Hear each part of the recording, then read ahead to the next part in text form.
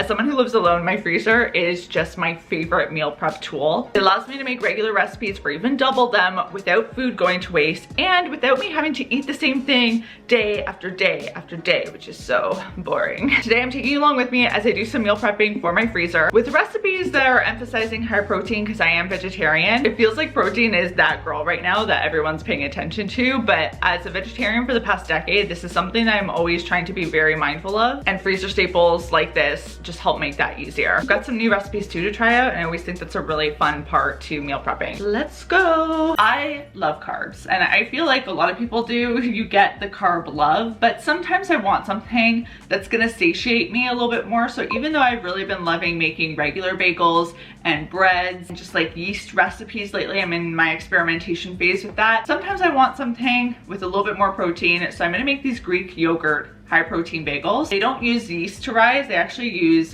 baking powder. Not too many ingredients, so let's get into it. My recipe pulled up on my iPad here, and I have it on a tilt so that's easily able to be accessed and I can read everything. I'm gonna link all the recipes I'm using today in the description box below. Definitely need my food scale for today. Honestly, the food scale I love just because it saves me on cleaning so many dishes, but apparently it's also more accurate. I just noticed the recipe says you can use all-purpose or bread flour. I think I'm gonna opt for bread flour today. Wearing black was a choice here.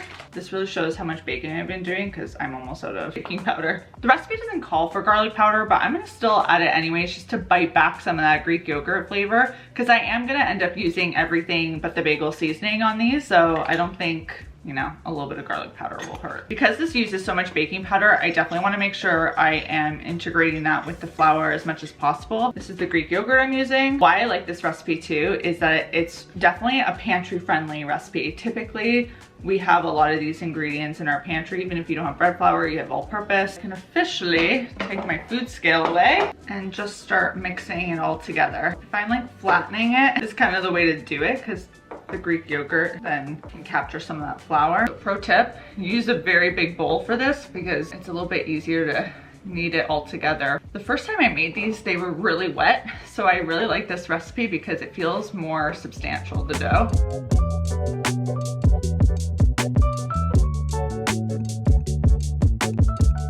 So I'm now gonna divide this into 6 equal parts.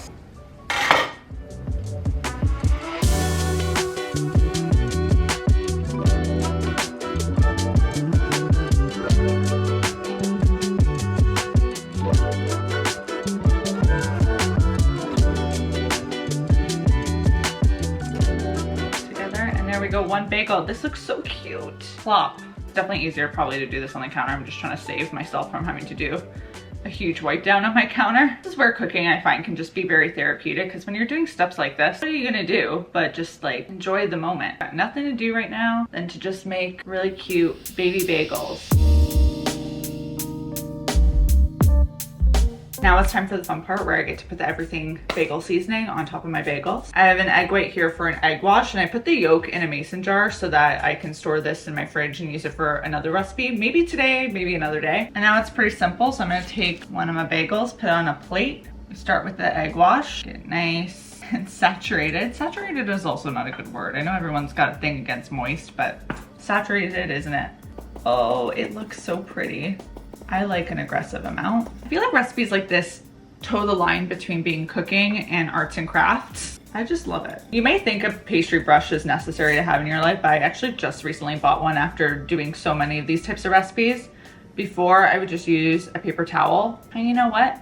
It got the job done. I try not to buy like cooking utensils before I really prove that I need them. I just made 1 round of this recipe, but this is an example of a recipe that would just be so easy to double, and then instead of having 6, you'd have 12 that you can freeze for not a lot of extra work. Because once you get into the rhythm of it, time goes by quickly. In the oven, they're gonna go 20-25 minutes. They look gorgeous. I love the smell of the everything bagel seasoning. Honestly, I like this seasoning for this type of bagel just so that, again, it fights that garlic powder flavor, or not garlic powder, Greek yogurt flavor. Egg whites are a pretty standard meal prep, I feel like, recipe, but this time I'm trying something new. I'm using cottage cheese to increase the flavor potentially. I've never tried it before, but I suspect it would, and also to increase the protein. It all happens in one blender, so it's a really easy recipe in that way, which I like. Chef is cracking 8 eggs, so let's see if I can avoid shell disaster. The recipe calls for half a cup of shredded cheddar, but I don't have any shredded cheddar. I do have Kerrygold Dubliner cheese. I'm just gonna do that. I'm also not measuring this. Black pepper. I'm also gonna do some freeze-dried chives.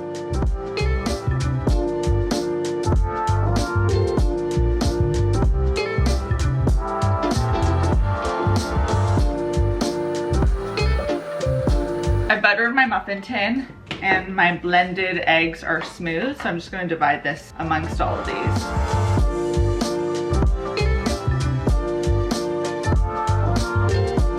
Take some pepper and mushrooms too that I just finely chopped and sprinkle them in. The bagels are out, and now these are ready to go into the oven. So they've turned into little pucks instead of bagels. I forgot to put like a piece of parchment in between the little holes so that it wouldn't close up, but they're still gonna taste delightful. Like, this is bagel-like. This is sort of bagel-like. But this guy is, I don't know. I think that's become a little roll. But they're nice and cooked at the bottom. I think they're gonna be delicious. I transferred my bagels to a wire rack so that they cool completely, because you don't wanna put them in the freezer when there's still heat in them. Now this bagel is still warm. I should really wait for it to be room temp, but I'm too hungry. I think it looks really good inside. It's not wet, it's not funky. Smells delish. To eat it, I'm gonna have some whipped cream cheese on it.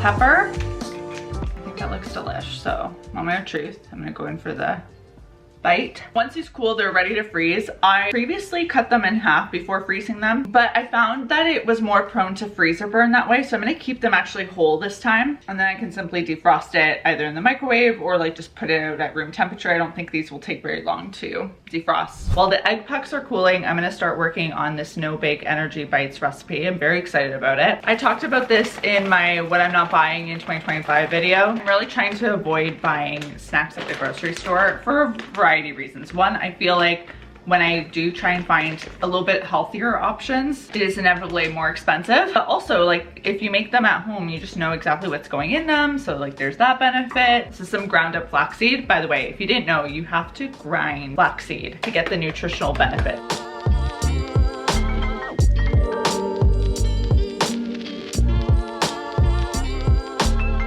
Once I've mixed all this up, this is just gonna go in the fridge. So really simple recipe, and we'll return to it after.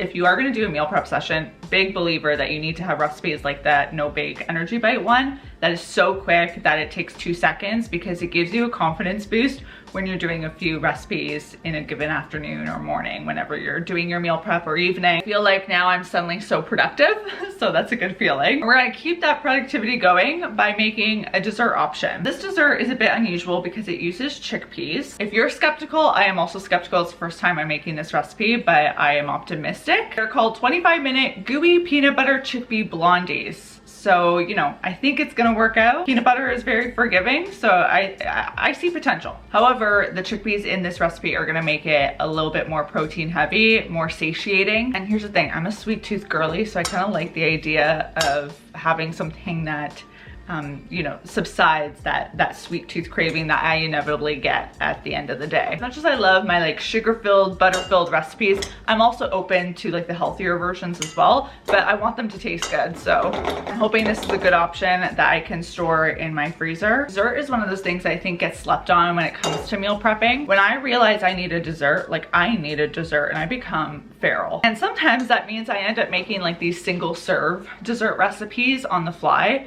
which are great. It's fun to experiment with those every now and then. Again, kind of like an arts and crafts session, but make it in the kitchen. Sometimes I want the ease of being able to say, hey, I want a sweet treat. It's available in my freezer. This recipe does require a food processor, but as you can see, I'm just ignoring that. I'm mashing up the chickpeas myself. I'm gonna try putting it in the blender too with all the other ingredients because it is supposed to be a smooth batter, but I don't wanna put whole chickpeas in my blender. I wanna kind of give it a head start.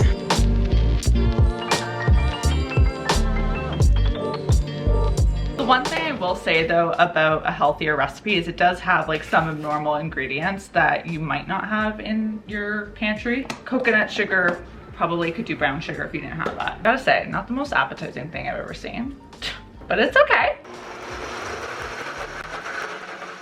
Kind of just looks like peanut butter, but I think that was a good move. I'm gonna just use semi-sweet instead of dark chocolate chunks because I don't have dark chunks. Pucks are pretty cool now, so I think I want to give it a good taste test. Delicious. And look how fluffy that is. Would have added spinach too if I had that on hand, but wow. These pucks would pair really nicely within the bagels. But on its own, like I feel like these are going to be a great lunch option with some apples, some crackers, some guac. What's critical about a freezer-friendly meal prep is making sure that you are prepping your items that you spent a lot of time putting together properly for the freezer. So I think like one simple thing is just using a piece of parchment in between the egg pucks so that they don't stick together because these do tend to stick. Making sure you label everything, trying to keep things as airtight as possible too, and making sure you take out all the air of any freezer bags you use. It really goes a long way. We're moving on to dinner and we're doing tofu nuggets. This is like the second or third time I'm doing this recipe. Before I cut up my tofu, I'm just gonna make some buttermilk by adding some apple cider vinegar to some 2% milk or any plant-based milk that you're using. It's gonna curdle and develop as I cut the tofu. The key here is to get extra firm tofu. Just trying to keep the slices that I do even. And then I'm gonna break it apart into pieces.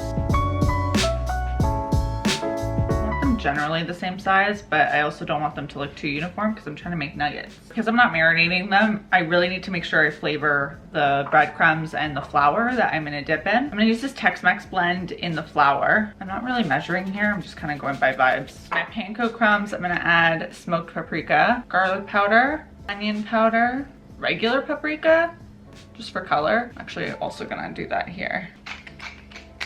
Dehydrated onion.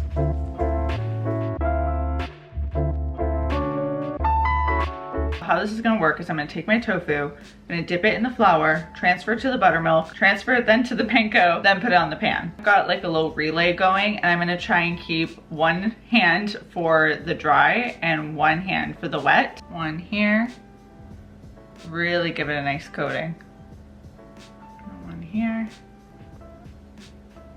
To make this easier, I think I'm actually gonna coat all these in flour first. I went years as a vegetarian not being a huge fan of tofu and preferring to get my protein from beans and dark leafy greens and eggs, but it's been fun to experiment with tofu because there are lots of things that you can do with it. Even I was looking up a recipe where you can use silken tofu with ricotta in a lasagna to add like an extra bump of protein, and I thought that was really interesting. So, you know, cooking is all what you make it. I like doing my experimentations for sure, but I also find like that's why meal prepping is so important for me because it helps me find a balance between having fun with cooking when I want to, but then also giving myself the space from cooking when I need it and when I just cannot be bothered, because I'm not someone who needs to be cooking every single day to feel excited about life.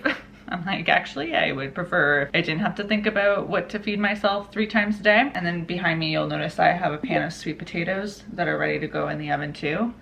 They'll cook for around the same amount of time as the tofu. I'm gonna put them in 2 different ovens though. That'll be like a nice side dish, but this is a perfect example of something that you can pair with the tofu, but I can cook that fresh the night of, and chopping up sweet potatoes and terribly time consuming.